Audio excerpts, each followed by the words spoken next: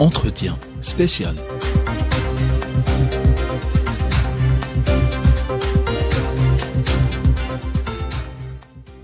Mesdames et messieurs, bienvenue dans ce nouveau numéro de l'entretien spécial. En France, ces derniers jours ont été marqués par des attaques racistes et islamophobes ayant entraîné la mort de 2 personnes, un Malien et un Tunisien. Des assassinats dont le caractère raciste est avéré. L'assassin du jeune Tunisien Hicham Meraoui avait diffusé des vidéos racistes revendiquant une idéologie xénophobe et ultranationaliste. Loin d'être des actes isolés donc, ces 2 crimes barbares sont intimement liés au discours raciste de l'extrême droite, mais aussi de ministres français qui ne ratent aucune occasion pour jeter les musulmans et les étrangers à la vindicte populaire. Résultat, des crimes sont perpétrés, un fléau que dénonce le mouvement contre le racisme et pour l'amitié entre les peuples, le MRAP. Le mouvement s'alarme de cette spirale et pointe la responsabilité du gouvernement français, en particulier le ministre français de l'Intérieur, Bruno Retailleau. Son coprésident François Sautré est notre invité. Bonjour Monsieur Sautré, merci d'avoir accepté notre invitation. Monsieur Sautré, bonjour. Bonjour. Merci Monsieur Sautré. Je rappelle que vous êtes coprésident du mouvement contre le racisme et pour l'amitié entre les peuples, le MRAP. L'incident du Tunisien qui a été assassiné, et on a vu que les motifs ne font pas l'ombre d'un doute. C'est un crime prémédité, raciste. Comment vous réagissez à ce crime-là et qu'est-ce qui a pu amener à ce genre d'acte extrême? D'abord, la première chose que je voudrais dire, toute ma compassion pour familles qui sont victimes de ces actes. Et la deuxième chose, c'est que nous sommes effondrés par ce qui se passe aujourd'hui en France. C'est-à-dire que on parlait il y a encore quelque peu de paroles décomplexées, mais aujourd'hui c'est le racisme libéré qui s'exprime de la manière la plus haineuse, c'est-à-dire en tuant, en brûlant des mosquées, en brûlant des Corans, en assassinant des étrangers et en appelant à la haine et en appelant les autres commettre eux aussi ces crimes. Aujourd'hui, les responsabilités, elles sont quand même, de notre point de vue, nous pensons d'abord aux partis qui ont défendu ces positions extrémistes de tout temps. Je pense évidemment au Rassemblement National, à Éric Zemmour, tous ces gens racistes, xénophobes, qui détestent l'étranger, mais aussi les discours du pouvoir qui parlent de barbares quand il y a des manifestations qui dégénèrent, qui dénoncent l'immigration comme le mal qu'il faut combattre, qui passe son temps à réduire les possibilités de déplacement, qui va jusqu'à évoquer le fait que les sans-papiers pourraient être parqués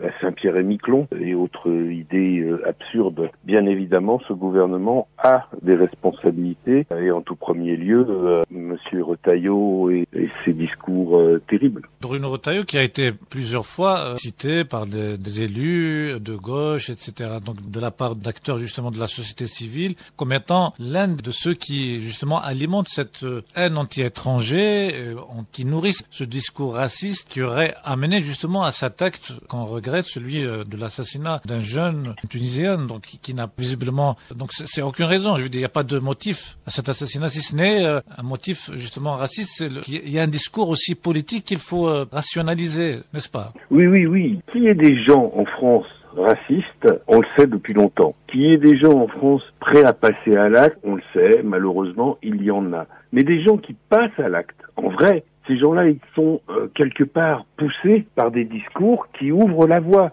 et qui, on peut pas dire que Monsieur Retailleau appelle les Français à tuer des Arabes, mais le discours qu'il porte encourage un certain nombre de gens à passer à l'acte. Le ministre de l'Intérieur, qui est censé garantir la sécurité des citoyens français, on voit que, au contraire, il tient un discours de plus en plus offensif, et c'est ce qui conduit à ces actes extrêmes. Oui, j'irai plus loin que ce que vous dites. Monsieur Retailleau, il est en charge de la sécurité des Français, mais de tous les gens qui habitent, qui vivent, qui passent sur le territoire français. Donc, qu'ils soient y compris étrangers, ce qui n'était d'ailleurs pas le cas de, par exemple, M. Cissé.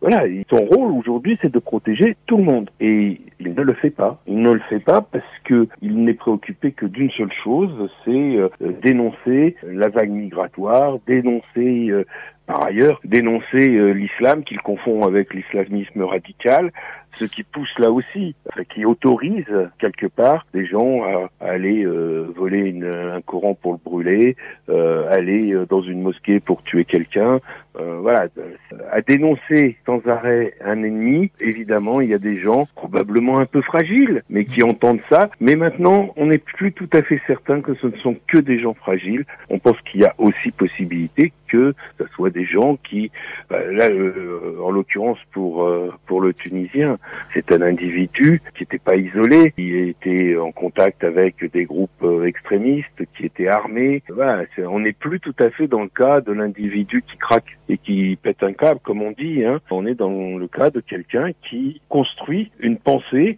raciste et qui passe à l'acte, mais pas tout seul.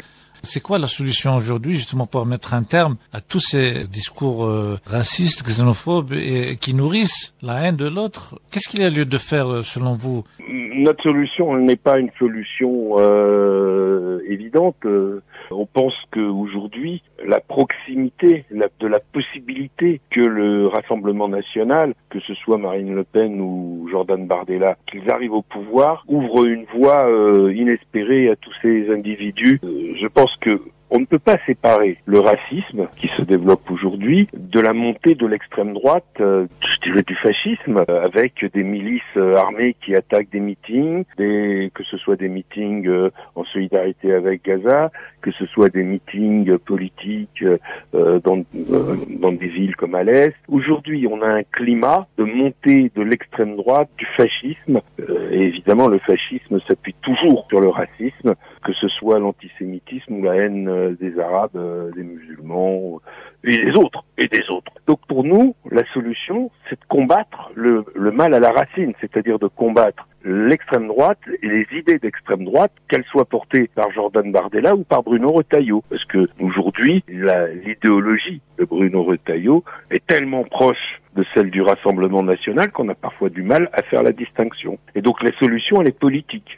Pour nous, c'est d'empêcher ces idées de gouverner et donc quelque part que ce que j'appellerais notre camp, il faut que nous, on prenne le pouvoir. Voilà. C'est, je pense, bien évidemment démocratiquement. Et je pense que c'est la seule solution pour aujourd'hui sortir de cette impasse. Si vous deviez adresser un message au président français, qu'il prenne clairement position sur le fait que l'étranger n'est pas un ennemi, que les musulmans ne sont pas des ennemis, que les musulmans français appartiennent à la communauté française et qu'il faut les défendre coûte que coûte et quoi qu'il arrive. Voilà. Moi, je suis pas musulman, mais je défendrai les musulmans, pas tout à fait algériens, et je défendrai les Algériens, les Tunisiens, les Marocains. Voilà. C'est ce que je demande, mais je lui demande aussi d'arrêter de mettre de l'huile sur le feu. Quand il passe des accords avec le Maroc sur la question du Sahara occidental, il ne peut que provoquer encore plus de réactions. Voilà. Donc, je lui demande d'arrêter de faire n'importe quoi au niveau international et au niveau national, de prendre clairement position, y compris contre ses ministres. Est-ce que Bruno Retailleau a-t-il encore sa place aujourd'hui au gouvernement? Alors là, pour le coup, c'est la responsabilité du président.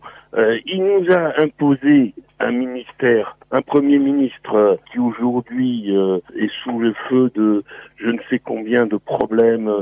Je veux dire, M. Bayrou a aujourd'hui la cote de popularité la plus faible de l'histoire des premiers ministres de France. C'est M. Macron qui nous l'a mis dans les pattes, qui a laissé ensuite un gouvernement se mettre en place. Non. Bien évidemment, M. Retailleau, M. Bayrou, pas plus, ne représentent aujourd'hui la volonté des Français. C'est pas eux qu'on voulait. Depuis le début, ils n'ont pas la place au gouvernement. Les étrangers, de manière générale, les Maghrébins, les Algériens, ils sont inquiets, faut le dire. Oui, ils ont raison. Ce gouvernement, et en particulier son ministre de l'Intérieur, c'est une vraie catastrophe, qui a des orientations politiques très claires, très nettes. Il est censé protéger tout le monde, il ne protège qu'une seule partie de la population. Il est censé être le ministre des cultes, mais il est le ministre d'un seul culte en réalité, qui représente d'ailleurs pas grand-chose aujourd'hui en France, mais bon, voilà. Non, aujourd'hui, on a un pouvoir qui ne représente que lui. Il faudrait qu'il parte, mais il se trouve que la Constitution en France est faite de cette manière-là que le président peut pas défaire. Hein. S'ils veulent pas partir, il peut pas les foutre à la porte. C'est bien dommage. Il y a que le Premier ministre qui peut le faire. Le Premier ministre, aujourd'hui, il est tellement englué dans ces histoires qu'il peut pas prendre de décision de ce type sans sauter lui-même. Il a pas envie de disparaître parce que, vu les ennuis qu'il a, s'il n'est plus Premier ministre, ça va lui sauter au museau. Voilà. Dans votre communiqué, vous condamnez les deux crimes, donc, dont celui contre le Tunisien. Alors, vous avez saisi votre commission juridique. Oui. C'est pourquoi vous pouvez nous expliquer un peu plus? On va déposer plainte, on va se mettre en partie civile, on va accompagner la famille, pour autant que la famille le souhaite. On n'agit jamais sans l'accord et la demande des familles. Donc là, en ce moment, on est en train de prendre contact avec la famille. On va voir avec eux mais nous, on est prêts à mettre toute notre force pour être dans le procès et le faire condamner, et pas condamner pour assassinat, mais condamner pour assassinat raciste. On tient à ce que la dimension de racisme soit dans la condamnation. Aujourd'hui, par exemple, on a le cas de monsieur Djamel Bendalla à Dunkerque, qui a été écrasé, pareil. Il a été écrasé l'année dernière par son voisin qui l'a pourri la vie pendant 1 an en le traitant de sale arabe, de pico, de retourne chez toi, etc. Et qui a fini par l'écraser en roulant 3 fois dessus, sous les yeux de sa fille. Et aujourd'hui, la justice ne retient pas le caractère raciste de cet assassinat. C'est un vrai scandale. On a fait appel de la décision parce qu'on veut pouvoir être partie civile et on veut pouvoir le faire condamner pour racisme en plus d'assassinat. Pour le cas du Tunisien assassiné, ça sera plus simple parce que la justice a pour l'instant retenu le caractère raciste de l'agression. Donc là, mais on tient à pouvoir témoigner de cette affaire-là et de faire condamner pour voilà. Alors je vous dis à très bientôt. Merci M. Sautré. De rien. Allez, très au revoir. Ainsi s'achève ce numéro de l'entretien spécial. Il vous a été présenté par Younes Djama.